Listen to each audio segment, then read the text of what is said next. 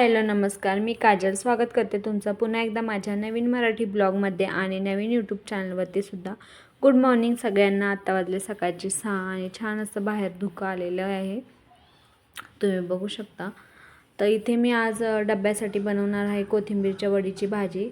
तर तुम्ही बघू शकता इथे मी बटाट्याचे काप कसे असतात तसे कोथिंबीरच्या वड्यांचे काप करून घेतलेले आहेत. कांदा वगैरे चिरून घेतलेला होता. तर इथे साई खेळत होता, त्याला नाश्त्याला मी पोहे बनवलेले होते.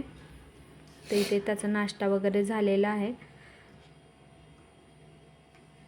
तर अजून तर कोणी उठलेलं नव्हतं, कारण सकाळ सकाळी खूपच गार लागतं. तर साईमुळे मला उठावंच लागतं, कारण रात्री तो जास्त जेवण वगैरे करून झोपत नाही, मग सकाळी सकाळी त्याला भूक लागते. सो इथे त्याचा नाश्ता वगैरे झाला आणि त्याच्यानंतर म्हटलं चला डब्यासाठी भाजी बनवून घ्यावी.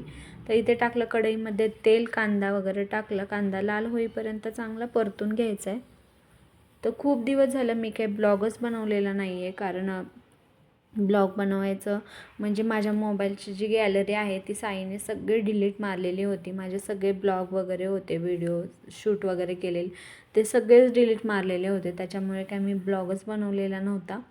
तर त्याला तर इथे ब्लॉग इथून पुढे नक्कीच कंटिन्यू येतील आपले, तर प्लीज गाईज सपोर्ट करा. तर कांदा चांगला लाल होईपर्यंत परतायचा आहे. तर साईचं सिटी स्कॅन करायला सांगितलं होतं डॉक्टरांनी, आधीच्या ब्लॉगमध्ये तुम्ही पाहिलं असेल तर. पण आता आम्ही ठरवलं की प्रायव्हेटमध्ये सिटी स्कॅन करायचं, कारण सरकारीमध्ये म्हटलं तर ॲडमिट व्हावं लागतं आणि त्याला ॲडमिट करायचं नव्हतं आम्हाला, कारण तो चांगला आहे. ॲडमिट एकदा केलं की लगेच सुई वगैरे लावतात. सो मग असं ठरलं की प्रायव्हेटमध्येच करूया सिटी स्कॅन. तर त्याचं सिटी स्कॅन वगैरे झालेलं आहे आणि ते कोणत्या हॉस्पिटलला केलं आहे किंवा तिथला रिपोर्ट काय आला आहे हे मी पुढच्या ब्लॉगमध्ये तुम्हाला नक्कीच सांगेन. तर इथे तुम्ही बघू शकता कांदा चांगला परतलेला होता, त्यामध्ये टाकलं लाल तिखट, हळद आणि हे चांगलं परतून झालं. मीठ वगैरे टाकून घेतलं आणि त्याच्यामध्ये टाकलं ह्या कोथिंबीरच्या वड्या. तर ही झटपट अशी होणारी भाजी आहे, पटकन होते सकाळ सकाळच्या गडबडीमध्ये आणि मुलांना टिफिनला देण्यासाठी पण एकदम छान आहे. तर इथे तुम्ही बघू शकता छान असं परतून घेणार आहे मी.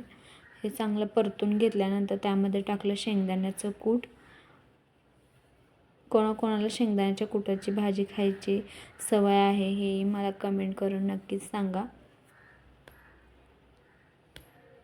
तर इथे तुम्ही बघू शकता छान असं हे परतून घ्यायचं आहे. त्याच्यानंतर झाली भाजी रेडी. तर चला, तर हा ब्लॉग मी इथेच संपवते. तुम्हाला हा माझा ब्लॉग कसा वाटला कमेंट करून नक्कीच सांगा. चॅनलवर नवीन असाल तर चॅनलला सबस्क्राईब पण नक्कीच करा. Thank you for watching video. Bye bye.